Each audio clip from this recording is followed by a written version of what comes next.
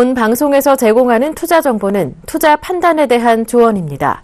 방송에서 제공하는 주식의 가치, 가격 상승 및 가격 하락에 대해서는 방송사에서 보장하지 않습니다. 한화는 올해 2분기 경영실적으로 전년 동기 대비 32.4% 증가한 5,487억 원의 영업이익을 달성했다고 공시했습니다. 같은 기간 매출은 전년 동기 대비 12.1% 증가한 10조 8,640억 원을 기록했습니다. 코오롱은 올해 2분기 영업이익으로 전년 동기 대비 75.1% 증가한 408억 원을 달성했다고 공시했습니다. 같은 기간 매출은 9,956억 원으로 전년 동기 대비 5.8% 증가했습니다. 키움증권은 올 2분기 영업이익이 475억 원으로 지난해 같은 기간보다 43.05% 줄었다고 공시했습니다. 이 기간 매출은 1,962억 원으로 8.69% 감소했습니다. 금호타이어는 올해 2분기 영업이익이 407억 2,870만 원으로 지난해 같은 기간보다 26% 감소했다고 공시했습니다. 매출은 7,448억 4,300만 원으로 지난해 같은 기간보다 5% 줄었습니다.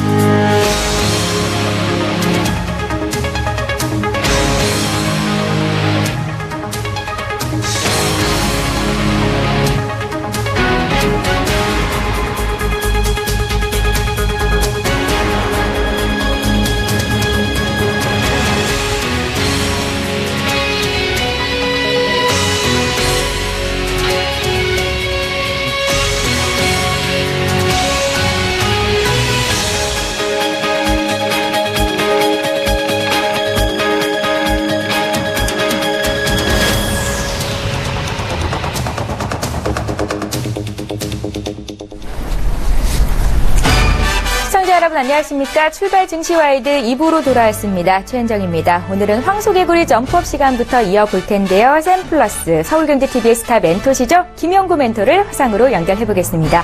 멘토님 안녕하세요.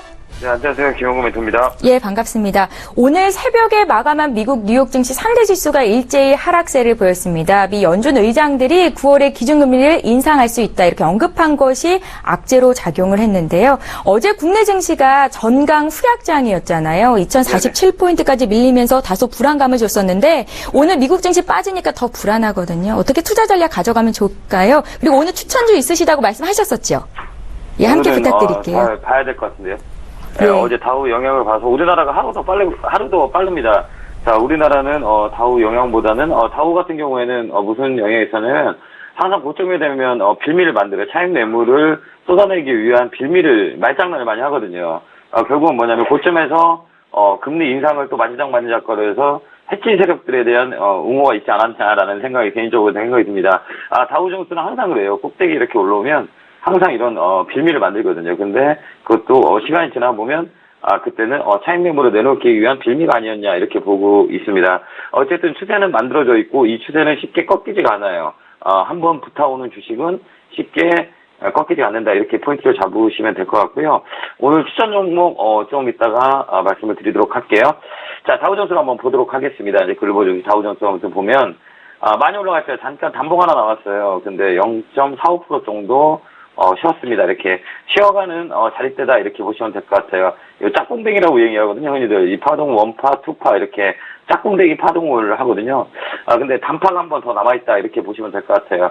19,000포인트를 돌파할까 여부를 잘 포인트로 잡아야 될 것 같아요. 자, 여기가 라운드 피격값이라고 얘기합니다. 가장 사람들이 심리적으로 가장 불안한 0050 단위의 포인트라 이렇게 보시면 될 것 같아요. 18,500포인트를 잡아놓고 19,000포인트를 한번 추가해야 합니다. 이거는 파동을 원파, 투파, 쓰리파까지는 나온다 이렇게 보시면 될 것 같아요. 그래서 19,000포인트를 한번 찍지 않을까라는 개인적인 생각을 해봅니다. 추세 자체는 살아있다 이렇게 보시면 돼요. 조정이 들어오면 저가 매수세가 기다리고 있다 이렇게 보시면 될 것 같네요. 자, 나스닥 한번 보도록 할게요. 자, 나스닥도 마찬가지입니다. 이렇게 고점을 깨고 위에 있죠. 5,300포인트까지 한번 열려있다 이렇게 보시면 돼요. 어깨, 머리 어깨죠. 헤드앤숄더라고 얘기합니다. 중요한 거는 이쪽 양쪽 왼쪽 어깨를 위에서 마감했다 이렇게 보시면 될 것 같아요.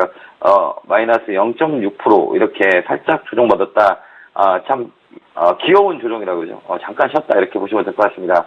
자, 중국을 한번 볼게요. 어제 중국 차트를 못 보여드렸는데 저희 예상대로 3,000포인트를 넘어서 3,100포인트까지 갔습니다.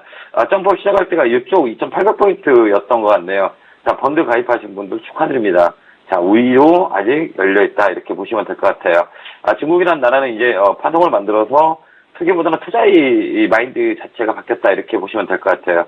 그 논리는 뭐냐면 골이라는 게 있거든요. 주식에서 가장 중요한 건 골이다. 자, 이골과 이골을 넘기면서 이 투자의 마인드가 조금씩 살짝 잡혀간다 이렇게 보시면 될 것 같습니다. 투자의 마인드 자체가 바뀐다 이렇게 보시면 돼요. 여기는 거품이 논란이 있었던 자리대죠. 세 번의 거품은 일어나지 않습니다. 주가라는 거는. 그래서 안정적으로 조금 우상향하면서 돌아가는 차트다 이렇게 보시면 될 것 같네요. 자, 유가를 한번 볼게요. 자, 유가 45달러 정말 올라왔죠. 그 다음에 제가 말씀드렸던 외바닥으로 올라온다 이렇게 말씀을 드렸는데 정말 외바닥으로 올라오죠. 이렇게 외바닥이라고 그러죠. 이거를 왜 그러냐면 지킬 자리를 한 번 더 밀려오면 자리 잡으면 바로 튀어 올라오는 습성이 있습니다. 그래서 외바닥으로 치고 올라온다 이렇게 보시면 돼요. 근데 저번에 말씀드렸다시피 50달러와 45달러 이렇게 박스권을 만들어서 에너지 웅축하는 단계다 이렇게 보시면 될 것 같아요. 그 다음에 50달러를 다시 넘어가서 여기서 또 지수를 끌어올리는 재료가 되지 않겠냐 이런 생각을 해보네요. 자, 국내 지수를 한번 보도록 할게요. 자, 국내 지수도 나쁜 흐름은 연출되지 않고 있습니다. 좋은 흐름이다 이렇게 보시면 될 것 같아요. 자, 요 자리에는 요 2,050포인트 자는 되게 강한 저항대라고 얘기합니다. 매물의 압박이 잡혀 있는 곳이다 이렇게 보시면 될 것 같습니다. 한 번에 치고 올라가기보다는 천천히 잡아놓고 올라가는 아래 위로 물량을 흡수하는 그런 자리대다 이렇게 보시면 될 것 같아요. 자, 여기 빨간 볼을 체크를 해놨어요. 요 라인들이 2,050포인트예요. 그래서 우리나라에는 가장 중요한 게 변곡점이 2,050포인트다 이렇게 보시면 될 것 같아요. 이번에는 뜬다 이렇게 보시면 될 것 같아요. 개인적인 생각은 이 뚫어서 2,200포인트도 한번 찍지 않을까라는 생각을 한번 해봅니다. 자, 이렇게 세게 저점을 잡고 시세를 만들면서 자리를 잡은 거는 쉽게 무너지지 않거든요. 그래서 다시 떨어진다 한들 급반등이 나오는 그런 자리대다 이렇게 포인트를 잡으면 됐네요. 중요한 건 뭐냐면 요 자리거든요. 2,050자리를 넘으면 2,100에 골이 하나 있는데 이골은 외국인들의 매물이 나오지 않고 기관이 도와줘야 될 자리다 이렇게 보시면 돼요. 요 자리는 기관들이 매수를 해줘야 한 번 더 레벨업이 되지 않을까라는 생각이 드네요. 자, 지수 자체는 나쁘지 않다 이렇게 보시면 될 것 같네요. 자, 코스닥 시장 한번 보도록 할게요. 자, 코스닥 시장도 마찬가지입니다. 여기 매물대가 엄청 많죠. 요 라인을 넘는 순간 요 라인은 껍데기다 이렇게 보시면 될 것 같네요. 요 라인을 얼마만큼 끌어주냐 이게 가장 중요한 건데 이쪽에선 주도주가 있어야 되는데 지금 코스닥은 주도주가 없습니다. 예를 들어 코스닥 시장은 개인들이 투자를 많이 하는 곳이라 정말 강한 장이라면 상한가를 5-6개 정도는 잡아줘야 시장이 강하다 이렇게 보시면 될 것 같은데 요즘은 단타 같은 게 안 먹혀요. 잘 안 먹힙니다. 자, 여기 박스권 상단에서는 단타 매매가 잘 안 돼요. 그래서 스윙 투자를 가셔야 수익이 난다 이렇게 포인트를 잡고 싶네요. 이 박스권 상단을 넘어야 단타 매매가 가능합니다. 그 포인트를 잡고 상한가 하루에 5개 이상이 잡혀야 매매가 단타가 나온다 이렇게 보시면 될 것 같아요. 자, 코스닥은 코스피는 마이너스 0.64, 그 다음에 코스닥은 마이너스 3.58포인트로 동시효과가 잡히네요. 자, 아침에 강하게 매수가 들어오는 종목들 한번 체크를 해 보도록 할게요. 자, 한국전자홀딩스, 자, 경봉, 그 다음에 황구화장품, SGNG, 자, 글로벌 SM, CCM 미디어, 그 다음에 유성 TNS. 자, 유성 TNS도 저희가 추천했던 종목이죠. 갖고 계신 분은 쭉 끌고 갈 수 있는 여유를 가지시면 된다 이렇게 보시면 될 것 같네요. 삼성 SDI가 물량이 조금 드러내요. 그 다음에 흥국 어제 많이 올랐죠. 그 다음에 황구화장품 제조, 그 다음에 자연과 환경, 대유, 유니아 이렇게 이쪽으로 매기가 들어오네요. 자, 오늘은 추천주가 대동스틸이 있습니다. 대동스틸. 이거는 좀 들고 와서 8월 말까지 홀딩해서 가져가는 전략. 이것도 마이너스권에서 매수하시면 될 것 같습니다. 자, 요 마이너스권에 들어오면 4,000원 밑에 3,900원 라인에서 매수하는 포인트를 잡고 좀 들고 와서 4,300원 정도 요 라인까지 들고 가면 된다 이렇게 보시면 될 것 같아요. 가스관에 재료가 조금 있거든요. 9월 2일날 박근혜 대통령이 러시아 쪽 간다 해서 러시아는 가스관에 엮여있다 이렇게 보시면 될 것 같아요. 마이너스권에서 잡았다가 한번 만약에 급등 나오면 매도하는 이런 전략을 쓰시면 될 것 같습니다. 자, 오늘은 빠지더라도 우리나라가 하루 더 빨라요. 꼬리를 잡는 날이다 이렇게 보시면 될 것 같아요. 빠진다고 놀라지 마세요. 오늘은 우리나라가 먼저 빠르다 그래서 양봉도 마감할 수 있는 자릿대다 이렇게 보시면 될 것 같습니다. 자, 성공투자 기원합니다. 오늘은 대동스틸 추천해드렸고 기존 추천주는 쭉 들고 가는 홀딩하는 전략을 제시해 드리도록 하겠습니다. 자, 오늘도 화이팅 하시기 바랍니다. 개굴개굴 팍팍 성공투자 기원합니다. 감사합니다.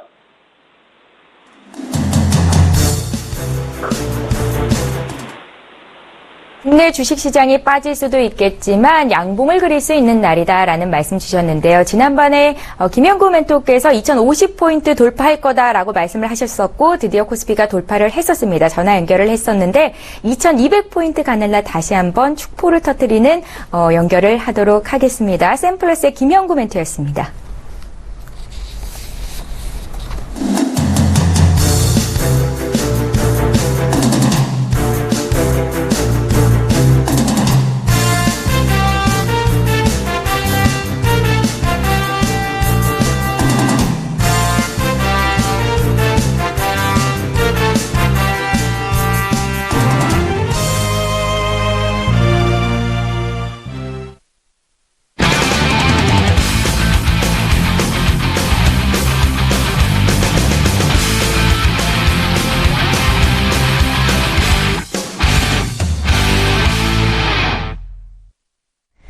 본 방송에서 제공되는 정보는 투자 판단에 대한 조언일 뿐 해당 주식의 가치나 수익률을 보장하지는 않는다는 점 참고하시기 바랍니다. 자, 지금 시각이 8시 52분인데요. 개장을 약 8분 정도 앞두고 있습니다. 동시효과 특징주 분석해 보겠습니다. 동부증권의 최윤아 대리를 전화로 연결해 볼게요. 대리님 안녕하세요. 예, 안녕하세요. 예, 오늘 장에서 어떤 종목들이 눈에 띄시는지 동시효과 특징주 분석 부탁드릴게요. 예, 세 종목 말씀드리겠는데요. 저는 C큐브 말씀드리겠습니다. 2000년 10월에 설립됐고요. 도로나 벽지, 건축 자재 등에서 산업용, 그리고 자동차용, 화장품용에 들어가는 진주 광택 안료를 전문적으로 생산하는 기업인데요. 2000년 국내에서는 최초고 세계에서는 두 번째로 합성 운무를 기질로 한 진주 광택 안료 연구 개발에 성공했습니다. 또 3세대 진주 광택 안료로도 인정받고 있는 한상 알루미나 진주 광택 안료도 개발해서 본격적인 매출이 발생할 것으로 전망이 되고 있고요. 2014년까지는 매출의 50% 이상 차지하던 산업용이 천연 저가 제품 수요량 증가랑 중국 저가 제품 경쟁 심화로 인해서 수익성이 악화됐는데요. 반면에 이제 화장품이랑 자동차용은 고마진 제품으로서 2015년부터는 C큐브의 매출 비중이 증가하면서 수익성도 개선이 되고 있습니다. 화장품용 진주 광택 안료는 영업이익률이 30%대 이상이고요. 자동차용의 경우에는 가동률 상승에 따른 고정비 감소 효과로 인해서 영업이익률이 계속해서 꾸준히 증가하고 있습니다. 이러한 추세는 당분간 지속될 것으로 예상되고 있어서 수익성 개선도 지속 가능할 것으로 전망이 되고 있고요. 두 번째는 유비벨록스입니다. 유비벨록스는 이제 주가 모멘텀은 자회사인 라임아이라고 보시면 되는데, 아직까지는 수익성이 크게 개선되지 않고 있어서, 좀 더 계속 지켜봐야 될 것 같습니다. 말씀드리면은, 이제 비콘 전문 회사인데요, 라임아이는. SK텔레콤이 지분을 참여하고 있습니다. 비콘에 대해서 말씀을 드리면은, 통신 길이 70m 이내의 실내 무선 통신을 구현하는 것인데, NFC랑 GPS의 중간 단계 위치 기반 장치라고 보시면 될 것 같습니다.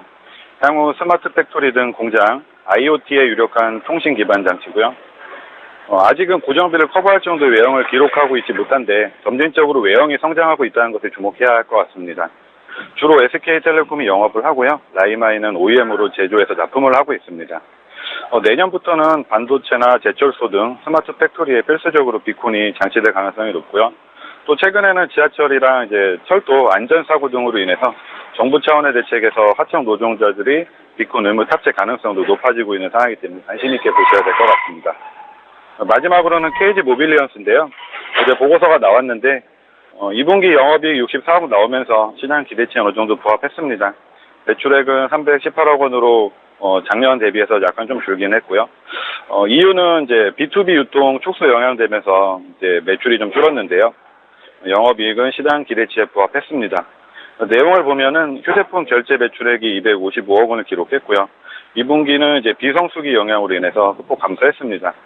영업이익률은 20.2%로 사상 최저치를 기록을 했고요. 이유는 대순 상각비가 큰 폭으로 감소하면서 환관비가 전년 대비 12% 감소했기 때문입니다. 하반기는 좀 기대를 해보셔야 되는 게 성수기 시즌에 이제 돌입을 하거든요. 3분기는 이제 방학 시즌이 있고 4분기는 전통적인 이제 슬핑 성수기이기 때문에 과거를 보면은 계속해서 QOQ로 성장을 해왔습니다. 또 2016년 하반기에는 휴대폰 결제 상향 효과로 인해서 또 한번 성장을 좀 예상을 하고요. 그리고 올해는 이제 9월에 폰빌카드 출시와 이제 오프라인 시장에 진출할 예정입니다.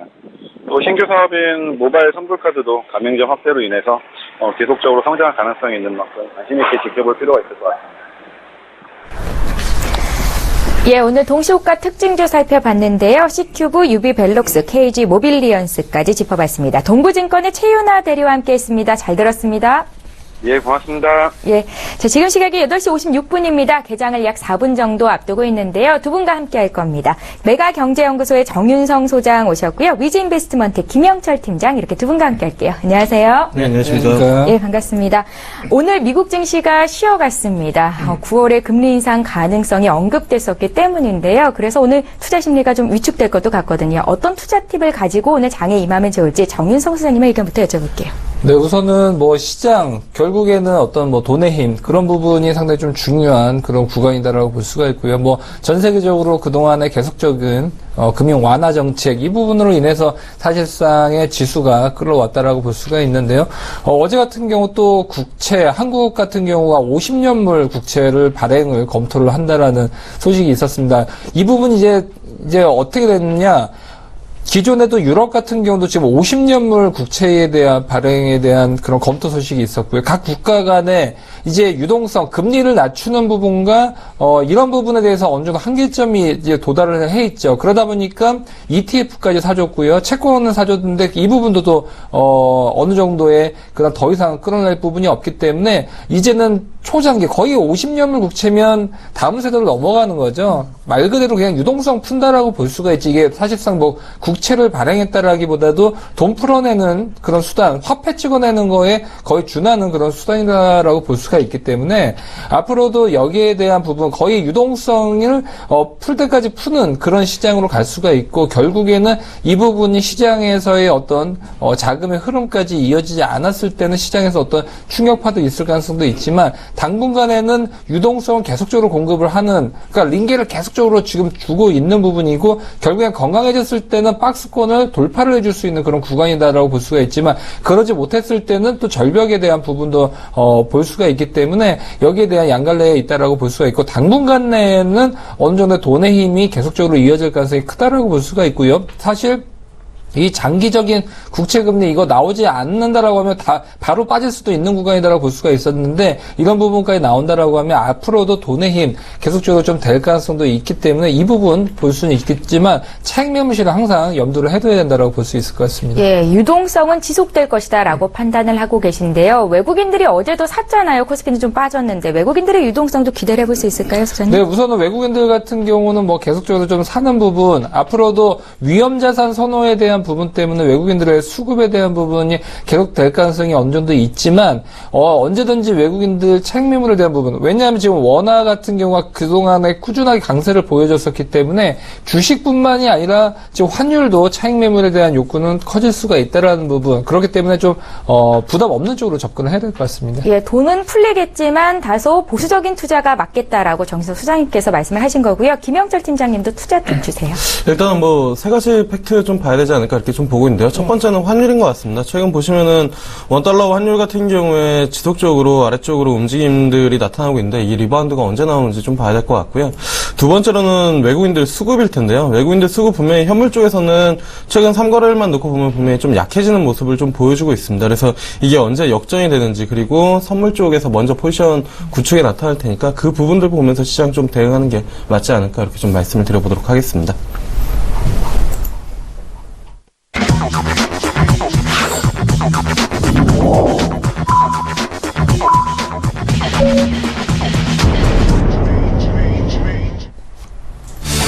예, 8월 17일 수요일장 시작이 됐습니다. 오늘 국내 증시는 약보합 출발이 예상이 됐었는데요. 출발 상황 어떤지 코스피 쪽부터 자세히 분석해보겠습니다. 시가총액 상위 종목별 움직이기까지 살펴드릴게요. 정인석 소장님.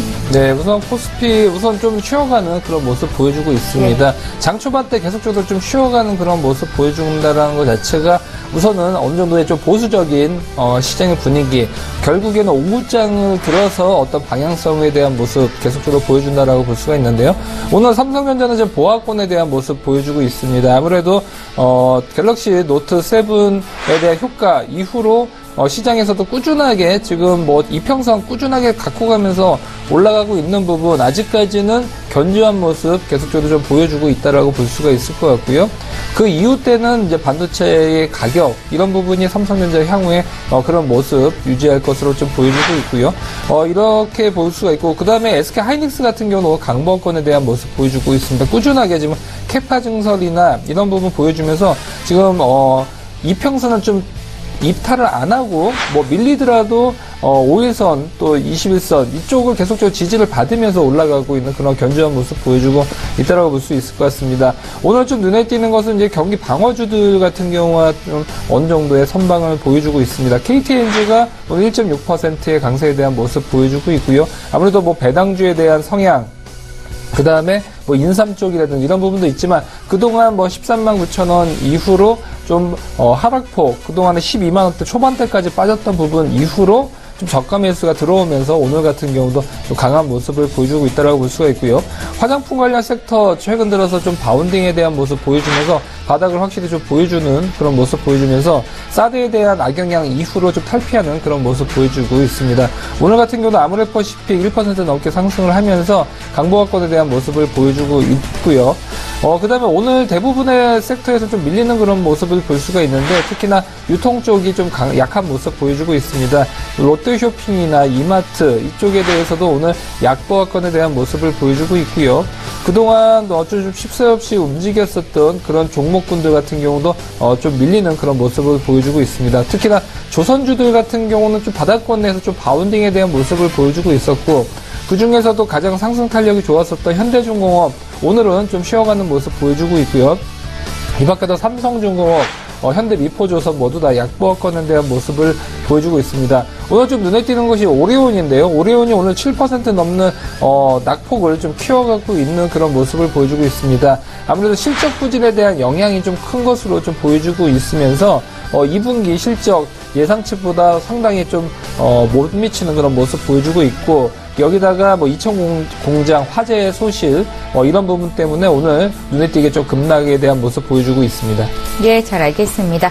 오늘 코스피 지수는 약보합으로 출발이 됐습니다. 어제보다 0.12% 내린 2045.37로 출발이 됐다는 점 말씀드리고요. 코스닥도 시가총액 상위 종목군 어떻게 움직이고 있는지 볼 텐데요. 일단 코스닥 지수도 오늘은 약세 출발입니다. 0.13% 내린 697로 출발이 됐네요. 김영철 팀장님. 네, 일단 뭐 코스닥 같은 경우에도 일단은 뭐 약세 움직임이 좀 나타나고 있다라고 볼 수가 있겠고요. 전반적으로 시가총액 상위 종목 중 10개의 종목 중에서 케어젠 11호 들어온 케어젠을 제외하고는 모두 다 이제 약세 움직임들을 좀 보여주고 있다라는 부분들입니다. 아무래도 이제 뭐 미국 증시 같은 경우가 조정 또는 속도 조절, 뭐 사실 9월 금리 인상에 대한 가능성이 거의 높지 않다라고 이제 좀 보고 있는 그런 상황에서 어제 이제 뭐 미국 시장 조정 내지 이제 뭐 뉴욕 그 연은 총재 발언은 속도 조절에 대한 의미가 조금 더 크지 않을까 이렇게 좀 판단이 되고 있고 국내 증시 같은 경우에도 추가적으로 상승에 대한 모멘텀을 좀 가져가기 어려운 가운데 차익 실현 빌미가 좀 되는 그런 시점이지 않을까 이렇게 좀 판단이 되고 있습니다. 일단 뭐 전반적으로 시가총액 상위 종목들 그 코스닥 시가총액 상위 종목들 보면은 최근에 움직임이 좋았었던 뭐 셀트리온 같은 경우에도 오늘 뭐 소폭 약보합 움직임이 좀 나타나고 있는 그런 상황이고요. 그 다음에 뭐 바이로메드, 코미팜 뭐 이런 종목들 대부분 약세 움직임들이 좀 나타나고 있다라는 부분들입니다. 그 중에서 이제 뭐 케어젠 같은 경우가 시가총액 10위 뭐 오늘 강한 강보합, 그러니까 상대적으로 좀 강보합 움직임이 좀 나타나는데 그때 이제 소장님께서도 그 이제 뭐 에이톡스 관련된 뭐 이슈가 있었을 때 케어젠 이제 보자라고 말씀을 해주셨던 것 같은데 그런 움직임에 빗대서 일단은 뭐 이 헬스케어 특히나 이제 미용 관련된 쪽 움직임은 좀 괜찮은 것 같습니다. 그때 이제 뭐 케어젠이랑 그다음에 개인적으로는 휴젤 보자라고 말씀드렸는데 휴젤 실적이 상당히 좀 좋게 나왔거든요. 그래가지고 오늘 뭐 역사적 신고가 8% 장중에 지금 8% 움직임 나타났다가 소폭 차익 실현이 좀 나타나는데 결국에는 뭐 필러 쪽이랑 그 이제 그 보톡스 관련된 이 성형은 아니지만 뭐 요즘에는 그쪽으로는 거의 뭐 미용 수준이다라고 이제 뭐 코멘트가 나오고 있는 그쪽 관련해가지고는 지속적으로 좀 모멘텀이 좀 작용을 하고 있지 않나 이렇게 좀 볼 수가 있겠고요. 특히나 그쪽 업종들의 특징이 뭐냐면은 영업이익률이 상당히 높습니다. 그때도 뭐 메이토스 말씀드렸지만 영업이익률이 거의 50% 넘어가는 그런 부분들인데 휴젤 같은 경우에도 실적 보니까 이익률 자체가 상당히 좋습니다. 그래서 이쪽은 그 흔히 말해서 남는 장사를 하고 있는 그런 섹터고 시장 자체도 커지고 있기 때문에 꾸준한 좀 관심이 좀 필요하지 않을까 이렇게 좀 판단이 되고 있는 그런 상황이고요. 그리고 이제 뭐 코스닥 전반적으로 좀 조정이 나오고 있는 상황이기 때문에 특별하게 뭐 업종이나 아니면 섹터가 치고 나오는 부분들은 좀 보기는 어려운 것 같습니다. 일단은 뭐 움직임이 좀 나타나는 것은 장 초반에 이제 교육 관련된 종목 중에서 이제 뭐 한 종목 정도가 움직임이 좀 나타나는 그런 모습을 좀 보여줬던 것 같은데요. 최근에 이제 뭐 교육 관련해가지고는 청담 러닝이 그 베트남 쪽 관련 이제 해외 모멘텀 좀 키우는 그런 모습을 좀 보여줬는데 그와 관련해가지고 교육 관련된 종목들도 조금 뭐 관심을 받고 있지 않나 이렇게 좀 판단이 되고 있는 그런 상황이고요. 그 다음에 앞서도 이제 뭐 그 소장님께서 화장품 관련된 종목들 코멘트를 좀 해주셨는데 한국콜마랑 코스맥스 그 화장품 관련된 사드 관련된 이슈들이 좀 잦아들면서 한국 화장품 같은 경우가 뭐 상한가 들어가는 그런 모습들을 좀 보여줬었고 관련된 그 이슈보다는 결국에는 이쪽 섹터들은 지속적으로 좀 성장할 것이다라는 기대감이 좀 작용을 하고 있는 것 같습니다. 그 중에서도 중국 쪽에 직접적으로 이제 OEM, ODM 쪽으로 들어가고 있는 한국콜마랑 코스맥스 쪽이 어쨌든 악재나 이슈가 나오더라도 가장 빠르게 좀 반등을 하고 결국에는 그쪽으로 매기가 움직이는 모습들을 좀 최근에 시장에서 좀 나타나고 있다라는 부분들이고요. 그 외에도 지금 뭐 화장품 관련된 종목들 오늘 장에서는 다른 업종들보다는 상대적으로 먼저 좀 조정을 받았기 때문에 접근하기가 조금 수월하다라는 측면에서 오늘 그쪽으로에 대한 매수가 좀 들어오는 부분들이 아닌가 이렇게 좀 볼 수가 있겠고요. 그 다음에 이제 장비주들 같은 경우에도 최근에 뭐 많이 조정은 받지는 않았습니다. 고점 대비 뭐 한 5%에서 10% 정도 조정받은 종목들이 좀 있고 그거보다 좀 더 많이 받은 종목들이 있지만 뭐 솔브레인이나 영호 DSP 이런 종목들 같은 경우에는 오늘장에서도 괜찮은 움직임이 좀 나타나고 있다. 2차전지 관련된 종목들도 일부 움직임들이 좀 괜찮게 나타나고 보여주고 있다라는 점이고요. 전반적으로 뭐 특징적인 업종이나 종목들을 뽑기보다는 개별적인 각계전투 성격의 종목 움직임들이 좀 나타나고 있지 않나 이렇게 좀 말씀을 드려보도록 하겠습니다. 김영철 팀장님, 어제 한국 화장품이 점상 갔었고 오늘 장에서도 오르다가 지금 소폭 밀리면서 있기는 한데 그래도 7% 급등이거든요. 네. 이 종목 앞으로 더 갈 거다 이렇게 많은 전문가들이 어제 얘기했었는데 오늘 장 대응 좀 어려울까요? 저는 개인적으로는 그 한국 화장품 같은 경우에는 뭐 9,000원대 정도 내려오면은 뭐 차트로 보시면 아시겠지만 하방 경직을 충분히 보여주는 그런 종목입니다. 9,000원 언더에서는 매수가 강하게 들어오고 한 번씩은 이렇게 이슈를 만들어내는 그런 부분들이지만 어제 점상 가고 나서 오늘 이렇게 움직임이 나타난 종목을 접근하기에는 좀 무리가 있지 않나. 물론 이제 한국 화장품이나 한국 화장품 제조 이런 종목들은 끼가 있어서 한번 움직일 때 상당히 그 놀라운 수익률이라고 해야 되나요? 그러니까 큰 수익률을 주는 그런 부분들이 분명히 있습니다. 근데 그게 어느 시점에 나타나는지에 대한 부분들이 사실 정확히 알 수가 없는 부분들이고 이게 이제 실적적인 모멘텀으로 주가가 그렇게 움직인다라기보다는 외부적인 뭐 재료나 뉴스에 의해서 움직이기 때문에 그런 부분들을 기대하고 장기적으로 투자하기는 조금 어렵다. 그래서 차라리 그냥 뭐 화장품 관련된 종목들 하시려면은 한국콜마나 뭐 코스맥스 같은 경우 뭐 조정 시에 접근을 하는 게 훨씬 더 좀 수월하지 않을까 이렇게 좀 말씀을 드려보도록 하겠습니다. 예, 알겠습니다. 오늘 국내 증시 약보합 출발됐다고 앞서서 말씀드렸었는데요. 어제 1% 넘게 하락했던 일본 증시 오늘 소폭 밀리면서 또 출발이 됐습니다. 약보합 출발이고요. 16,596포인트로 출발됐다는 말씀 전해드리겠습니다. 자, 이제 국내 증시 쪽 상황을 조금 더 자세히 보겠습니다. 어제 지수가 빠졌음에도 불구하고 외국인들의 수급이 지수를 그래도 받쳐줬었는데요. 오늘 장 수급 상황은 어떤지 또 업종별로 어떤 움직임 나오고 있는지 조금 더 자세히 살펴볼게요. 정인석 소장님. 네, 우선 오늘 뭐 환율 좀 상승에 대한 모습 보여주면 여지없이 외국인들의 매도세 나오는 부분 보여줬고요. 오늘 같은 경우는 또 특히 외국인들, 기관들, 개인들 모두 다 팔고 있습니다. 모두 다 50억에서 60억 정도 매도를 하고 있고 흔히 이러면 누가 도대체 사느냐라고 많이 물어보시는데 네. 기타 쪽에서의 좀 그 수급이 들어오는 것들을 볼 수가 있고 뭐 기타 같은 경우는 여러 가지 기관에 속해 있지 않은 단체라든지 뭐 국가기관이라든지 여러 가지에서 좀 들어올 수가 있기 때문에 여기서 기타적인 섹터 나머지는 대부분 팔고 있다라는 부분 좀 볼 수가 있을 것 같고요. 특히나 외국인들의 뭐 매도세 아직까지는 뭐 얼마 되지는 않고 있기 때문에 아직 이 부분이 뭐 꺾인다라고 볼 수는 없는 부분이 우선 선물 같은 경우는 외국인들 오늘도 좀 들어오고 있다는 부분 당분간에는 우선 외국인들 수급 우선 어느 정도 좀 받쳐주는 모습 보여주고 있다라고 볼 수 있을 것 같습니다. 우선 최근 들어서 이제 기관들과 외국인들 좀 수급을 좀 보면 특히 기관에서 최근에 많이 샀던 것들 중에서 하나가 눈에 띄는 게 있습니다. 바로 타이거 차이나 A 레버리지인데요.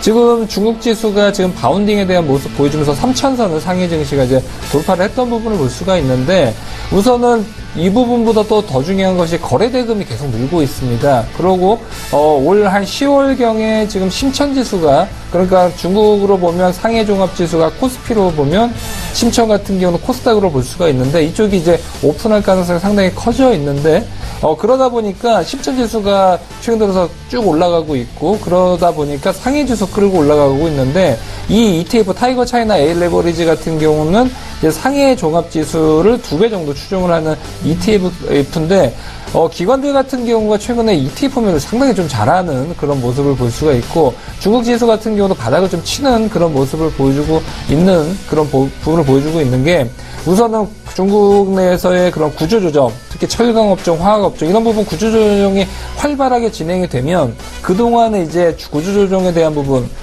이런 부분 때문에 사실은 중국 지수 같은 경우가 상당히 많이 빠졌던 부분을 볼 수가 있는데 이 부분이 어느 정도 좀 진행이 되다 보니까 바닥을 좀 고르게 다져가고 있고 여기다가 심천에 대한 오픈 그 이슈가 있으면서 과거에도 후광통 올리면서 중국 지수가 2배 올라갔었거든요. 그런데 심천지수 오픈이 되면 원래 탄력이 더 좋습니다. 보통 상해가 2배 올라가면 심천 한 4배 정도 올라가는 그런 시장이다라고 볼 수가 있는데 똑같은 재현은 사실은 뭐 시나리오 재미없게 흘러가고 주식시장 똑같은 시나리오 잘 안 움직입니다. 하지만 어느 정도 모멘텀 확실히 보여주면서 기관들 같은 경우도 수급이 앞으로도 차이나 A 레버리지에 상당히 좀 많이 장기간 내에 좀 들어올 가능성이 좀 크다라고 좀 볼 수 있을 것 같고요.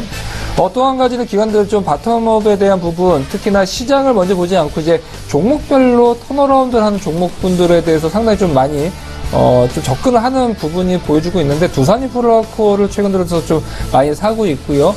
특히나 중국 같은 경우나 미국 쪽에 대한 부동산에 대한 영향이 상당히 큰데 두산인프라코 같은 경우는 미국 부동산 경기 아주 좋고요. 중국 같은 경우 지금 돈이 쏟아붓고 있는데 이 부분이 증시나 실물 경기로 들어가고 있지 않고 대부분 부동산 시장으로 들어가면서 지금 중국의 부동산이 꿈틀꿈틀대고 있습니다. 그러면서 중국 부동산 관련주들 뭐 상하이 유가치나 이런 종목군들도 지금 급등세에 대한 모습 보여주고 있는데 두산인프라코가 그런 종목군들과 같이 움직일 가능성이 상당히 크다라고 볼 수가 있고요. 그러면서 최근 들어서도 좀 랠리를 펼칠 가능성이 상당히 큰데 기관들 같은 경우도 좀 보는 시각이 좀 비슷한 그런 부분을 보여주면서 두산인프라코 사고 있는 부분 한 가지 좀 눈에 띈다라고 볼 수 있을 것 같고요.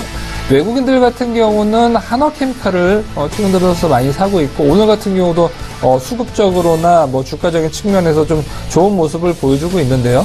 우선 첫 번째로서는 정제 마진 또 특히나 이제 뭐 폴리에틸렌이나 이런 쪽을 이제 만드는데 워낙 유가를 이제 쌀 때 갖고 와서 여기에 대한 가공품을 만들면서 이 스프레드 자체가 상당히 좀 좋고 결국에는 마진이 상당히 좀 크게 되면서 2분기 실적 같은 경우가 당기순이익이 거의 800% 이상 증가하는 그런 모습을 보여주면서 하나케미칼에 대한 부분 상당히 지금 박스권에서 상당 부분이 있는데 여기에 대한 부분 특히나 뭐 유가에 대한 부분과 동시에 움직일 가능성이 큰데 유가 우선은 어느 정도 좀 랠리를 좀 펼쳐진다라고 하면 더 올라갈 수는 있지만 사실 유가가 뭐 드라마틱하게 올라가기는 좀 쉽지 않은 자리이기 때문에 하나케미칼 좀 매도에 대한 부분도 어느 정도 차익 매물의 실험도 뭐 박스권 상단이기 때문에 그런 부분도 좀 한번 봐야 될 것 같습니다. 앞서서 신천 증시 얘기하셨는데요. 성강통이 시행된다고 하잖아요. 선전 증시는 또 중국의 나스닥이라고 불린다고 하더라고요. 네. 그렇다면 중국 증시가 앞으로 좀 많이 올라갈 것 같은데 중국 펀드에 지금 투자해보는 건 어떻게 보세요? 그렇죠. 지금 중국 펀드 들어가기 상당히 좀 좋은 시점이다라고 좀 보여지고 있고요.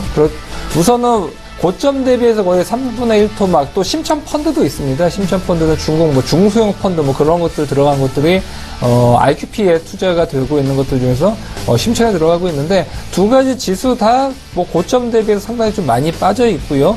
조금 부담이 없다라는 것이 가장 큰 뭐 장점 중에 하나라고 볼 수가 있을 것 같고요. 특히나 이제 그 어제자에서 보면 후그통이라고 해서 후강통 그러니까 강구통은 상해 쪽에서 홍콩 쪽으로 넘어가는 자금을 강구통이라고 하고요. 홍콩 쪽에서 중국 본토인 상해 쪽으로 넘어가는 것을 이제 후구통이라고 하는데 후구통이 연속 지금 10거래 연속 계속적으로 지금 자금이 들어오고 있고 어제 같은 경우는 최근 들어서 1년 내에 최고치에 대한 자금이 들어왔다는 것은 외국인들 같은 경우가 또 중국 증시에 대해서 상당히 좀 관심이 높다라고 볼 수가 있고 그러다 보니까 심천 종합이라든지 이런 쪽 차트를 보면 상당히 좀 부담 없는 그런 가격대로 볼 수가 있어서 한 3,100 가다가 지금 2,000포인트 내외 정도 가고 있기 때문에 여기서 우선은 분할로 좀 들어가기는 좀 접근이 가능하지 않을까 싶습니다. 예, 알겠습니다. 이렇게 해서 코스피 수급 상황 받고 또 외국인과 기관이 어떤 종목들에 관심이 있는지까지도 분석해 드렸습니다. 김현철 팀장님 이제 코스닥 쪽 분석 부탁드릴게요. 일단 뭐 코스닥 같은 경우에도 뚜렷하게 움직임이 이렇게 강하게 나타나고 있지는 않습니다. 차익 실현에 대한 부분들이 뭐 지속적으로 좀 나타나고 있는 상황에서 일단 수급 쪽은 외국인 쪽에서만 매수가 좀 들어오고 있다라는 점인데요. 특이하게 한 100억 정도 코스닥에서 외국인들이 매수가 좀 들어오고 있는 그런 상황이고 개인이랑 기관 쪽 같은 경우에는 차익 실현이 좀 나오고 있는 그런 상황입니다. 특히나 이제 개인 쪽 같은 경우가 매수를 그렇게 적극적으로 좀 하지는 않고 있다라는 점. 오늘자 뭐 개인은 코스닥뿐만이 아니라 선물시장, 코스피 시장에서 다 팔고 있는데 개인들 같은 경우에 그냥 심적으로 느끼는 부분들인 것 같습니다. 뭐 추가적으로 지수가 가봤자 얼마나 가겠느냐라는 점 그리고 시장에서 딱히 이제 뭐 종목을 손댈 만한 종목이 많이 없다라는 점이 개인들 쪽에 이제 뭐 수급을 이렇게 끌어들이지 못하고 있는 그런 요인 중에 하나지 않을까 이렇게 좀 보고 있고요. 특징적인 부분들 중에 하나는 뭐 사실 외국인 쪽에서 오늘 장 초반인데 선물 한 900계약 정도 매수가 좀 들어오고 있다는 점은 조금 뭐 특이한 것 같습니다. 뭐 지수가 추가적으로 강하게 상승하기에는 조금 애매한 그런 시점이라고 개인적으로 좀 판단을 하고 있는 그런 상황인데 뭐 외국인들 선물 사는 거는 뭐 정상적입니다. 근데 장 초반에 이렇게 조금 뭐 거의 1000계약 가까이 좀 들어왔었던 점이 좀 특이하다라고 이제 좀 판단이 되고 있는 그런 상황이고요.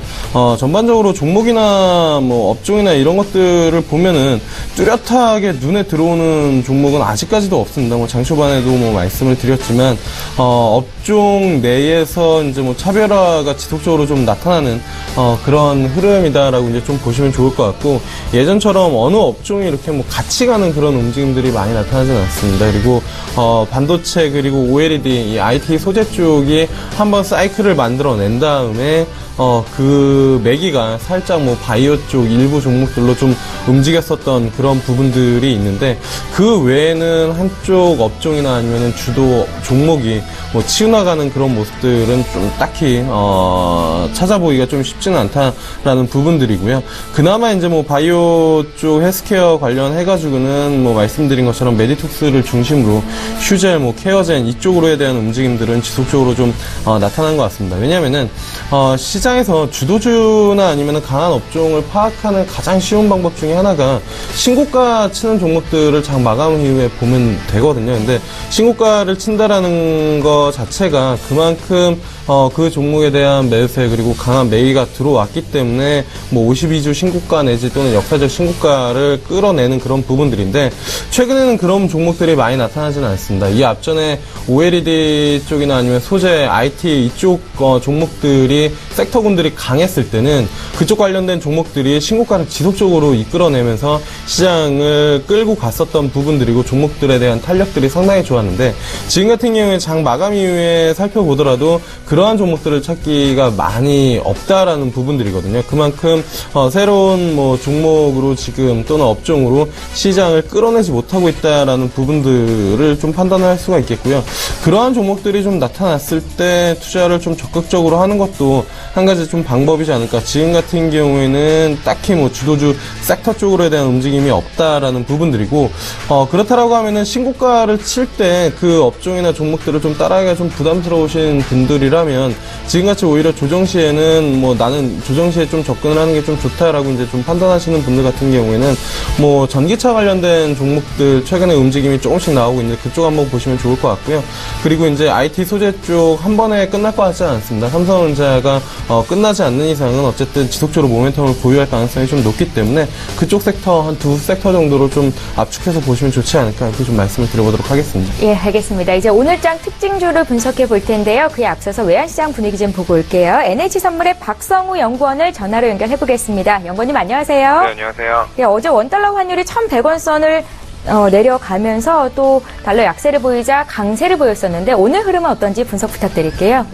네, 금일 달러 환율은 전일 종가 대비 2원 80전 상승한 1,095원에 개장했습니다. 전일 발표된 미국의 7월 산업 생산을 비롯한 경제 지표가 대체로 양호한 모습을 보이면서 달러가 소폭 반등한 상황으로 보여집니다. 또한 미국 뉴욕 연방준비은행 총재가 9월 금리 인상이 가능할 수 있다면서 다소 매파적인 발언을 했던 점 역시 글로벌 외환시장에서 달러와의 반등을 이끌고 있는 모습입니다. 다만 최근 미국 경제지표 역시 혼조적인 모습을 보이고 물가의 상승 압력이 다소 미약하다는 점에서 여전히 시장에서는 연준의 9월 금리 인상 가능성을 낮게 보고 있는 상황입니다. 전일 뉴욕 외환시장에서 달러엔 환율은 장중 일시적으로 100엔선을 하회하기도 했습니다. 한편 뉴욕 NDF 시장 달러원 1개월물은 글로벌 달러와의 소폭 반등을 반영한 데 따라서 전일 현물한 종가 대비 약 4원 가까이 상승 마감했습니다. 따라서 금일 서울 외환시장 달러원 환율은 전일 미국 산업생산 지표 호전과 연준 인사들의 매파적 발언을 반영하면서 전일의 하락분을 일정 부분 되돌리려는 시도가 나타날 것으로 예상합니다.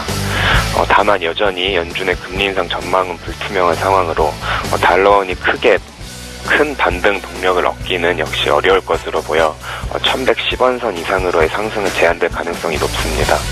한편 1,090원대 초반에서의 외환당국 개입에 대한 경계감이 형성되어 있는 점과 내일 새벽 7월 미국 연방공개시장위원회 의사로 공개를 앞두고 있다는 점 역시 달러와 하단을 지지할 수 있는 요소입니다.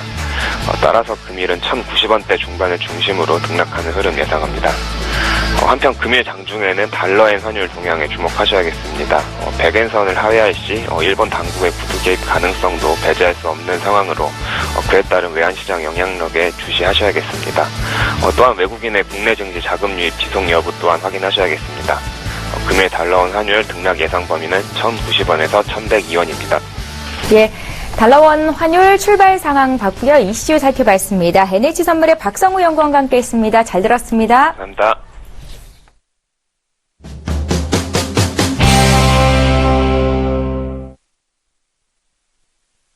예, 오늘장 특징주 시간인데요. 두 분의 컴퓨터 앞에 지금 팻말이 놓여져 있습니다. 제가 종목을 드리면 이 종목 지금 사도 된다. 예스 하시면 동그라미를 들어주시면 되고요. 아니다. 지금 시점 매수식이 아니다. 노 들어주시면 되겠는데요.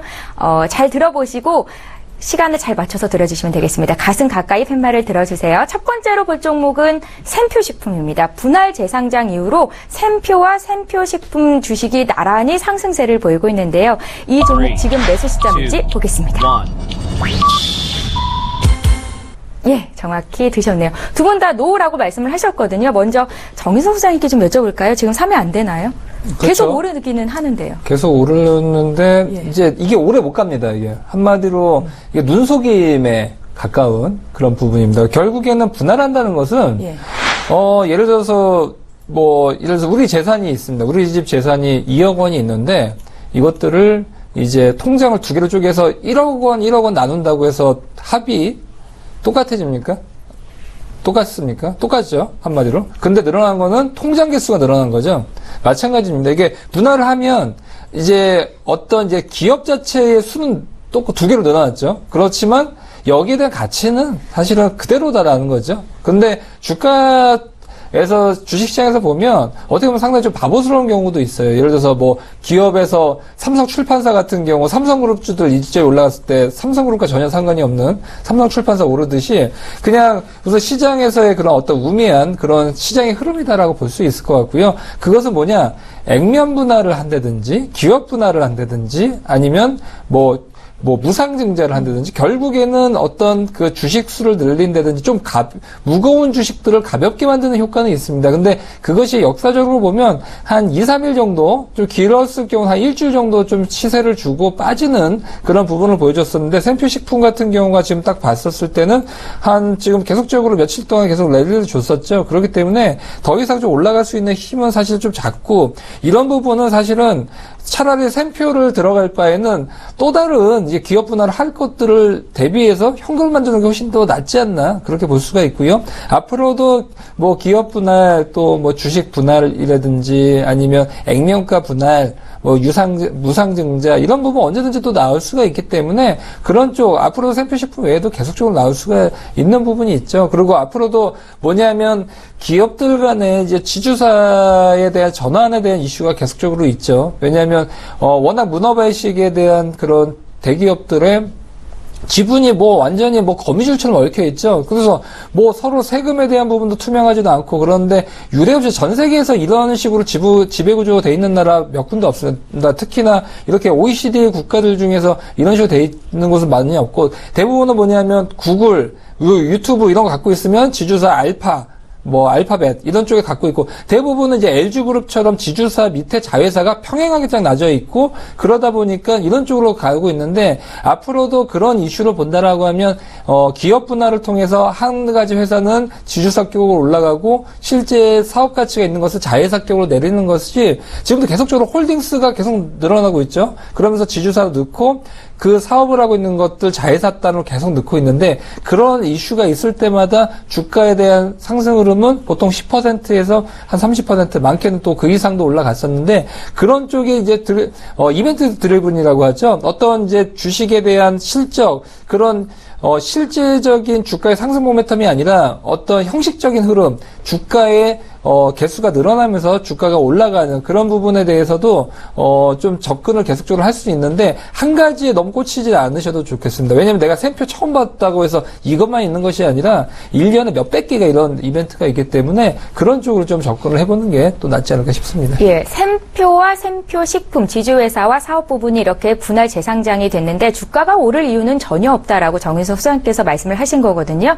그런데 이 주식은 그럼 누가 사고 있는 걸까요? 김영철 팀장님. 개인 투자자들이 사는 건가요? 네, 개인 투자자들이 산다라고 이제 좀 봐야겠죠. 사실 이게 앞서 이제 말씀해 주셨는데, 샘표랑 샘표식품, 그러니까 흔히 분할을 하면은 사업을 영위하는 회사, 그러니까 그 지주회사 말고 사업회사가 더 탄력적으로 움직여야 되거든요. 왜냐하면 실질적으로 사업을 영위를 하고 거기서 이제 돈을 벌어들이는 역할을 하는 그런 부분들이기 때문에. 근데 지금 같은 경우에는 이게 분할 상장 이후에 샘표의 주가가 훨씬 더 좀 강하게 탄력적으로 좀 움직였었던 그런 부분들이 일단은 흔히 말하는 그러한 이제 뭐 그 구조 논리상에 맞지는 않는 그런 부분들이고, 그렇다라면 왜 움직였냐? 결국에는 품절주 관련된 이슈가 발생이 되면서 올랐었던 그런 이슈가 좀 가장 크지 않았나, 이렇게 좀 볼 수가 있겠고요. 유통주식수 자체가 상당히 좀 적기 때문에. 그리고 이제 예전에 샘표 관련해가지고는 그 이제 지배구조 관련해가지고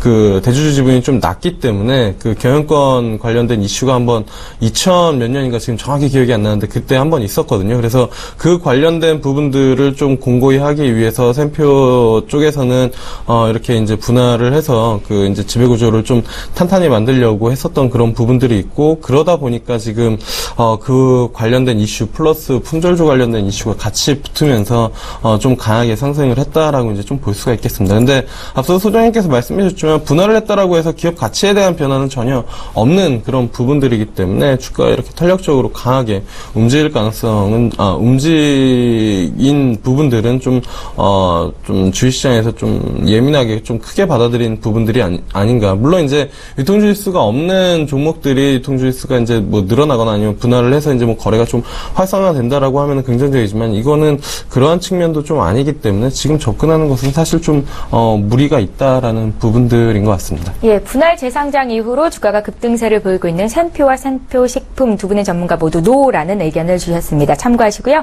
다음 종목으로 바로 넘어가 볼게요. 이번 종목은요, 한국타이어입니다. 한국타이어가 오늘 실적을 발표했는데 깜짝 실적이었다고 합니다. 오늘 주가 급등세 보이거든요. 두 분의 의견부터 듣겠습니다. 3, 2, 1. 예, 들어주세요. 두 분 다 노 하셨습니다. 먼저 정윤석 소장님. 이 종목은 오늘장 5% 급등인데 펀더멘털적인 어떤 문제가 있는 건지, 아니면 지금 너무 많이 올랐으니까 못 산다는 건지 궁금한데요.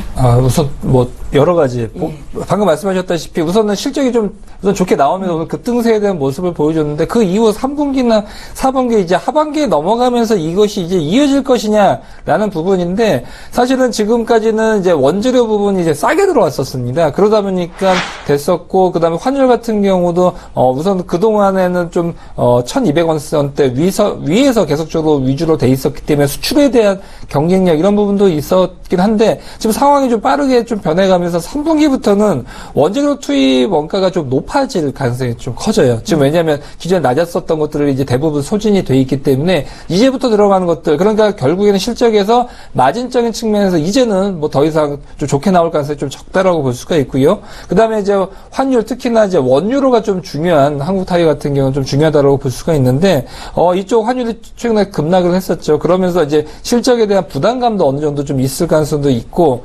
거기다가 가장 중요한 것은 결국에는 타이어 잘 팔리냐거든요.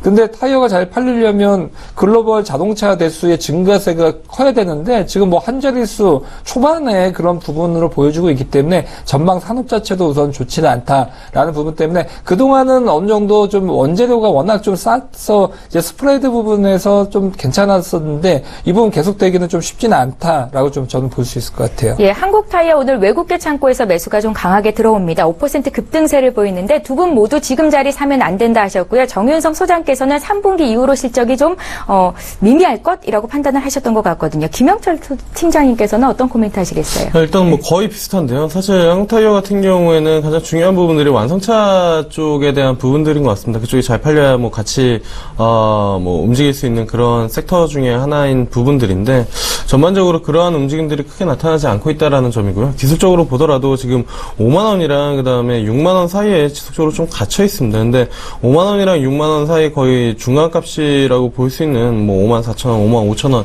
이 부분에서는 사실 손이 나가지 않는다라는 점이거든요. 차라리 5만 원대까지 다시 조정을 받아준다라고 하면은 뭐 관심을 좀 가져볼 만하지만, 지금 자리에서는 사실 뭐 그 매수를 해서 사실 큰 수익이나 아니면은 기대 수익률 이상을 뽑아내려면 결국에는 이 자리에서 사서 6만 원을 넘겨야 된다라는 부분들인데, 그게 지금 흐름상으로는 좀 쉽지는 않다라는 판단이기 때문에 한국타이어 같은 경우에는 차라리 5만 원대까지 내려온 이후에 관심을 가져봐도 늦지 않지 않나 이렇게 좀 말씀을 드려보도록 하겠습니다. 예, 알겠습니다. 한국 타이어에 대한 두 분의 의견은 놓였다는 거 다시 한번 전달해드리고요. 이제 증권사에서는 오늘 같은 장에서 어떤 업종 종목 보는지 전화 연결해서 듣고 가겠습니다. 오늘은 유한타증권의 박정민 차장님을 연결해볼까요? 차장님 안녕하세요. 네, 안녕하세요. 예, 오늘 주가가 좀 빠지는데요. 종합주가지수가 오늘은 어떤 종목으로 수익을 낼 수 있을지 어떤 종목 보고 계신지 들어볼게요. 우선 최근에 좀 시장이 이게 대응하기가 좀 쉽지가 않은 것 같습니다. 왜냐면은 이제 지금 실적 시즌이 지금 마무리되면서 실적들이 생각보다 컨센보다 좀 하회하는 실적들이 나오면서 반도체주라든지 그 외에 이런 주식들이 좀 많이 흔들리는 모습을 보이고 있는데요. 그 중에서 지금 최근에 좀 흐름으로 봤을 때는 제가 봤을 때는 그 방산주를 좀 봐야 되지 않을까 하는 생각을 하고 있습니다. 왜냐면은 우리나라가 지금 그 방산주 해외 수출이 좀 증가를 하고 있고 이런 부분에서는 또 실적이 계속해서 좀 꾸준하게 개선되는 모습을 보일 것 같은데 LIG 넥스원 같은 경우는 컨센보다 좀 이하의 실적이 나오면서 지금 주가가 좀 빠졌습니다. 이게 연구개발비로 많이 지출을 했다는 이야기가 나와서 빠졌는데 이것도 좀 지속적으로 관심 있게 봐야 될 것 같고요. 제가 오늘 추천드리고 싶은 종목은 하나테크인입니다. 이 하나테크인이 이제 기존에 그 삼성에서 인수를 받으면서 예전에 두산 DST도 그 지금 이름이 변경된 하나디펜스가 연결대상으로 편입이 되고요. 그다음에 방산 부분의 수출이 계속 꾸준하게 증가할 것이고, 그다음 마진율이 좀 높은 그런 그 방산 제품들이 수출이 늘어날 것 같아서 하반기에는 이런 수출 모멘텀으로 좀 양호할 것으로 보이고요. 3분기에는 그 K9 자주포도 해외 수주가 좀 기대되는 상황이기 때문에 하나테크인이 지금 또 외국인 수급이 지속적으로 들어오고 있기 때문에 좀 지속적으로 관심을 가져봐도 될 것 같습니다. 예, 잘 알겠습니다. 방산주 탑픽으로 꼽히고 있는 하나테크인 오늘 추천주로 하나테크인 오늘의 추천주로 주셨습니다. 유한타증권의 박정민 차장과 함께 있습니다. 잘 들었습니다. 네, 감사합니다. 예, 이제 오늘 장 특징주를 계속해서 이어가야 될 것 같은데요. 이번에 볼 종목은 삼립식품입니다. SPC 그룹의 유일한 상장사인데 쉐이크쉑 버거를 쉐이크쉑 맞죠? 쉐이크쉑 버거를 들여와서 인기몰이를 끌었던 삼립식품입니다. 참 먹어보고 싶은 버거 중에 하나였는데 아직까지도 못 먹어봤거든요. 삼립식품이 오늘 오르고 있는데 이 종목 어떻게 보시는지 두 분의 의견 듣겠습니다. 3, 2, 1. 예, 훗날을 들어주세요.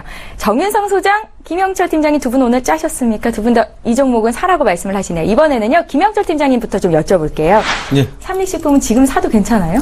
일단은 밸류에이션상이나 아니면은 그 고가 대비 주가가 충분히 좀 조정을 받았다라는 점. 그러니까 말씀해주신 것처럼 그 발음하기 어려운 쉑쉑 버거, 그거를 저도 이제 와이프가 계속 먹으러 가자 그러는데, 일단은 강남 쪽에 매장이 하나밖에 없고, 연예인들도 줄 서서 먹는 그거를. 그러니까 가야죠. 굳이. 이럴 때 먹어야 그게 예, 일단은 역시 여자랑 남자랑 생각하는 차이가 좀 다른 것 같은데, 예, 일단은 예. 매장이 좀 늘어나면은 가볼 용의는 충분히 있으나, 지금. 연휴 때 줄 서 있으면 무료로 준다는 얘기도 있었거든요. 예, 차라리 다른 데 가가지고 돈 내고 제값 내고 다른 걸 먹는 게. 이런 거 더 즐겼어요. 예, 그게 좀, 롯데리아 아재버거도 먹어봤는데 그렇게 맛있지는 않더라고요. 아무튼, 일단은, 쉑쉑버거 그런 모멘텀을 가지고 관심을 받기보다는, 음식료 업종 중에서는 사실 재작년에 움직임이 상당히 좀 좋았거든요. 그리고 재작년 뿐만이 아니라 주가 흐름을 보면은 작년 하반기부터 올해 전까지만 하더라도 주가 상승률이 상당히 높았습니다. 그래서 가끔 그 증권 관련된 기사 보면은 최근 10년 동안 가장 많이 오른 주식 수익률 상승률이 높은 그런 종목 중에 하나가 삼립식품이라는 기사가 작년에 상당히 좀 많이 나왔었던 그런 부분들이거든요. 근데 그러한 성장에 대한 밸류에이션 부담이 상당히 좀 높았었던 그런 부분들이고, 물론 SPC 그룹 자체가 여러 개 그 계열사 구조를 좀 가지고 있죠. 파리바게트나 아니면은 그 베스킨라빈스나 아니면은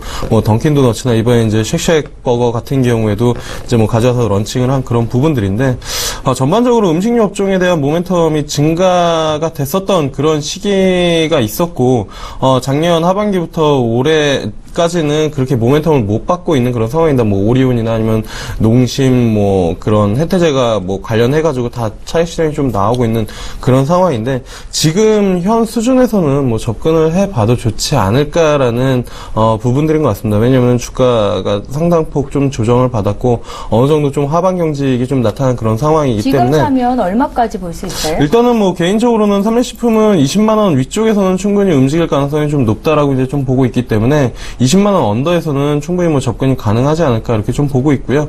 뭐 길게 진점 고점까지 간다라고 이야기를 드리기는 좀 어려울 것 같습니다. 하지만 뭐 단기적으로 20만 원 언더에서 매수를 한다라고 하면은 뭐 25만 원대까지는 충분히 뭐 기대 수익률을 가지고 좀 뭐 접근을 해봐도 좋지 않을까 이렇게 좀 말씀을 드려보도록 하겠습니다. 예, 두 분의 전문가께서 강력 매수를 말씀하신 삼립식품 같은 종목을 눈여겨보시는 게 좋을 것 같습니다. 지금 자리에서 20만 원 선까지는 올라갈 수 있겠다. 김영철 팀장께서 조언을 하셨거든요. 김영철 팀장님의 의견 들었고 정윤석 소장님께서는 이 종목 목표가 얼마나 보세요? 목표가요? 우선은 좀 보수적으로 보더라도 한 25만 원 선까지 25만 원. 네, 좀 볼 수 있지 않을까 싶고 장기적으로 예. 묻어둘 수 있는 종목들 중에서 한 가지라고 저는 좀 볼 수 있을 것 같아요. 예. 우선 왜냐하면 외식에 대한 부분 계속적으로 좀 늘어날 수가 있고 뭐 저 같은 경우는 이제 편의점 쪽 관련주들 많이 말씀드렸지만 사실 삼립식품도 그런 종목 편의점과 같은 맥락이다라고 볼 수 있을 것 같아요. 뭐 아침에는 쉐이크쉐이크 버거 먹고 뭐 점심에는 뭐 파르바게트에서 뭐 빵만 계속 먹을 수 없죠. 그러니까 뭐 그렇게 하는데 여러 가지의 이런 그 외식에 대한 부분 또 혼자 살면 집에서 해 먹는 것보다 나가서 먹는 게 더 쌉니다. 우선은 한 끼 뭐 10,000원 주고 하더라도 이 원재료 사고 거기다 저 요즘 좀 설거지 하느냐고 좀 힘든데 설거지까지 하려면 이거 정신적인 노동력까지 합치면 사실 나가서 먹고 이런 SPC 관련된 사업들 같은 경우 계속적으로 좀 늘어날 수밖에 없고 아까도 뭐 줄을 오래 쓰면 또 줄을 오래 쓸수록 배고파지기 때문에 정말 맛있을 수밖에 없거든요. 그렇기 때문에 이렇게 한 군데에 쏠림이 있으면 이게 계속되더라고요. 오래 줄 서 있고 또 오래 줄 서 있으면서 더 맛있어지고 입소문 타고 그런 쪽으로 가고 있고 특히나 마케팅도 진짜 중요하잖아요. 네, 그렇죠? 맛이 네. 또 중요하고 오래 서 있어야지 더 맛있으니까. 그리고 있고 또 중국 같은 경우도 SPC에 대한 부분 성장 동력 상당히 좀 크다라고 좀 볼 수 있을 것 같고요. 여기다가 앞으로 환율 부분 지금 뭐 별다른 좀 리스크가 있지 않은 이상은 우선 한 이 정도 환율 때 내외 정도로 좀 크게 움직이기는 좀 쉽지는 않은 상황인데, 그러면 삼립식품 같은 경우는 이제 원재료를 이제 대부분 이제 수입을 해옵니다. 근데 이 부분은 이제 환율이 원화가 이제 강세가 되어 있기 때문에 좀 싼 가격에 갖고 올 수 있고, 여기다 덧붙여서 지금 곡물 가격 같은 경우가 뭐 거의 최저점에 지금 나와 있죠. 그러다 보니까 환율 쪽에서 수입해보고, 곡물 가격 떨어져 있기 때문에 수입해보기 때문에 거의 평상시 대비해서 상당히 좀 저렴한 가격대로 좀 수입을 해오기 때문에 판매 가격은 절대 안 떨어뜨리죠. 올리면 올렸지. 그러다 보니까 마진에 대한 부분도 상당히 좀 중요하다라고 볼 수가 있고요. 그리고 지금 길을 가다 보면 이제는 시골 어디 가더라도 편의점이 이제 메이커 편의점이고, 맞아요. 예. 그리고 뭐 예를 들어서 짬뽕집, 뭐 그분의 짬뽕집이라든지 그분의 뭐 삼겹살집 다 체인점이지. 그러다 보니까 어떻게 되느냐, 시골 가더라도 맛이 비슷한 거죠. 그래서 앞으로도 이런 체인점에 대한 부분 늘어날 수밖에 없고 맛이 통일돼 있기 때문에 이 부분이 상향 평준화가 돼 있습니다. 그래서 우선 서울에서의 먹는 거나 지방에서 먹는 거나 거의 뭐 사장의 성향 외에는 거의 다 비슷할 수밖에 없기 때문에 이런 부분 같은 경우도 앞으로 1인 가구 늘어나면 늘어날수록 여기에 대한 호재가 있지 않을까, 그렇게 볼 수 있을 것 같습니다. 그러니까 코스닥 종목은 지금 단타치기도 어려운 장이라고 하고, 이런 종목 사서 좀 장기 투자하면 좋겠다 생각 드는데 25만 원 위로는 목표가 얼마 보시는 거예요? 우선 목표가 25만 원이니까 예. 그 이상은 우선 보고 있지는 않고요. 달성하고. 그때 이후로 예. 환율에 대한 흐름, 또 원자재 가격, 이 부분 좀 중요하거든요. 그래서 장기적인 트렌드 자체는 25만 원 선 위까지도 볼 수는 있는데 환율이나 그쪽이 따라주지 않으면 이게 몇 년 걸릴 수도 있는 거죠. 예. 그래서 거기에 대한 부분은 항상 그 주가를 볼 때 동영상이라고 봐야지 사진이라고 보면 안 됩니다. 오늘 사진 착 찍었다고 해서 그거에 그대로 가는 것이 아니라 동영상처럼 1초 뒤, 2초 뒤, 3초 뒤에 반전 드라마가 항상 있죠. 그래서 동영상 끝날 때까지 끝난 게 아니다시피 반전 드라마가 항상 주식시장에도 있기 때문에 그 중간을 매일매일 체크를 해야 되는 부분이 있다라고 볼 수가 있죠. 상립식품은요, 20만 원 돌파했을 때 김영철 팀장님께 다시 한번 목표가 여쭤보고요. 25만 원 돌파했을 때 정인석 소장님께 다시 한번 또 목표 주가 얼마 설정하면 좋을지 여쭤볼게요. 자, 이번에 볼 종목은요, 휴젤입니다. 사상 최고 실적 달성했다라는 소식이 오늘장 급등세를 보였었는데 다소 윗꼬리를 좀 길게 달기도 했습니다. 이 종목에 대한 두 분의 의견부터 여쭤볼게요. 휴젤입니다. 3, 2, 1. 두 분 다 예스 하셨어요. 이번에 한숨 돌리신 정윤석 소장님부터 여쭤볼게요. 네, 방금 했는데 또 잠깐 쉬었습니다. 지금 우선 했는데 우선은 뭐 휴젤 저희 네. 김영철 팀장님 또 좋아하시는 종목이고 아까 말씀하셨었으니까요. 네네. 우선은 저 같은 경우도 상당히 좀 관심 있게 보고 있는 섹터이기 때문에 될 수가 있고 그 다음에 이제 재미있었던 거는 휴젤 오르기 전에 메디톡스가 이미 시세를 한번 줬어요. 그러면서 이게 재밌었던 게 이제 메디톡스와 휴젤 이런 이제 바이오 이제 보톡스나 이제 필러 쪽 관련주들은 비교를 할 수밖에 없어요. 이제 뭐 애들도 나면 서로 성적도 비교하고 하지 않습니까? 시가총액을 서로 비교할 수밖에 없는데 메디톡스가 이 정도의 시세를 줬고 뭐 이노톡신이라든지 이런 쪽에 대한 사업 가치를 빼더라도 지금 최근 들어서 주가가 좀 쉬다가 급등했던 부분, 이런 부분 감안하면 갑자기 또 휴젤이 또 싸 보이는 경우가 있죠. 그러다 보니까 휴젤이 오늘 같은 경우도 또 급등세에 대한 모습을 보여줬었는데, 결국에 장기적으로 같이 우상향할 가능성이 크다라고 볼 수가 있고요. 하지만 키 맞추기로 본다라고 하면 종목별로 어떤 한 종목이 올라가면 그 다음에는 그 종목 외에 못 갔던 종목들이 올라갈 수 있고, 이런 좀 키 맞추기의 단기 트레이딩도 같이 했었을 때는 좀 재미있는 트레이딩도 가능하고 그만큼 또 추가적인 수익도 가능할 수 있는 그런 영향권이다라고 볼 수 있을 것 같고요. 우선은 파이가 커지는 그런 시장권이기 때문에 아까도 타이어 관련주도 얘기했다시피 파이가 좀 작아지는 데는 그만큼 출혈 경쟁을 할 수밖에 없고 가격 경쟁력을 할 수밖에 없기 때문에 그만큼 가격에 대한 우선권이 소비자들에게 있지만 필러나 이런 쪽 같은 경우는 아직도 뭐 공급 측면이 그만큼 좀 많이 늘어나긴 했지만 파이가 커지는 속도 더 크다라고 볼 수가 있고, 또 휴젤이 지금 동남아시아를 중심으로 해서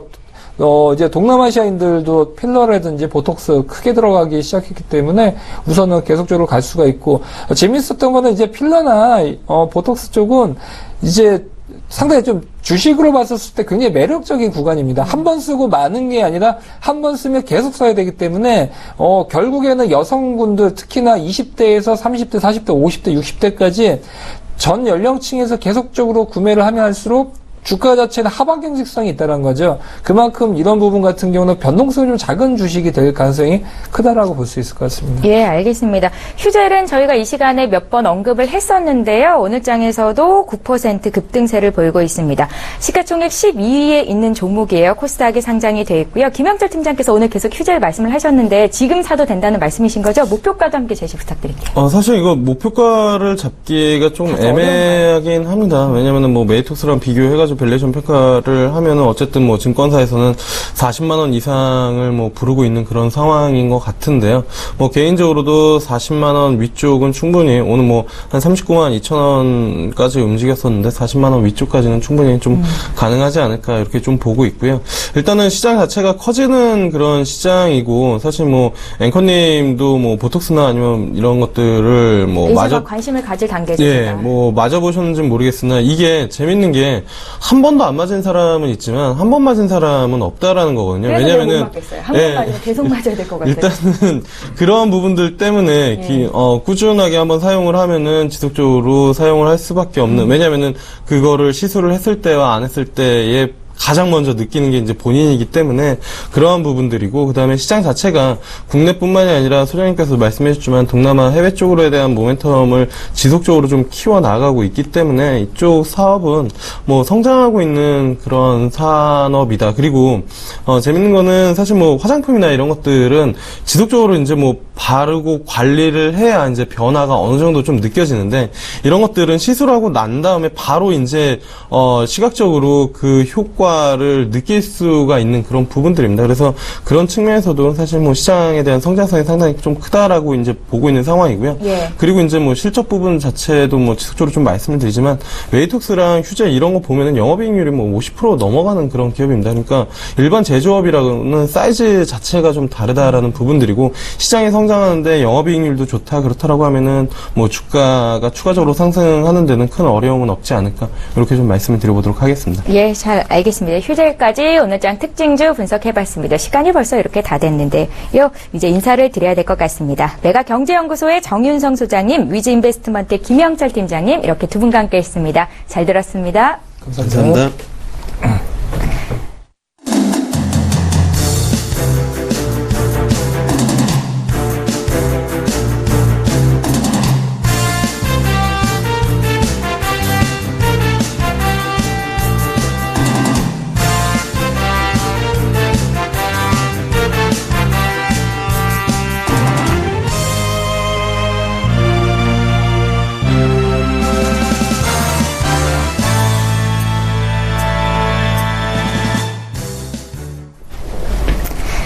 예, 출발 증시 와이드 2부 마쳐야 될 시간이 됐습니다. 잠시 뒤 10시부터는 마켓서치 10이 방송될 텐데요. 서울경제TV의 대표 전문가시죠. 김경남 멘토께서 시장을 투자하는 팁에 대해서 알려주고 계십니다. 원격 의료를 활성화하는 의료법 개정안이 통과되면서 수혜 업종은 어떤 업종 종목이 있을지 살펴주신다고 하니까요. 잠시 뒤 오전 10시 함께해 주시기 바랍니다. 현재 코스피는 2042포인트고요. 코스닥은 693선에서 약보합권 움직임이 나오고 있습니다. 저희는 내일 오전 8시에 다시 올게요. 고맙습니다.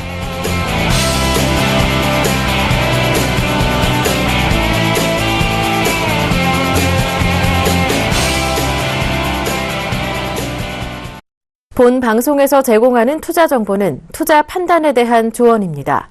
방송에서 제공하는 주식의 가치, 가격 상승 및 가격 하락에 대해서는 방송사에서 보장하지 않습니다.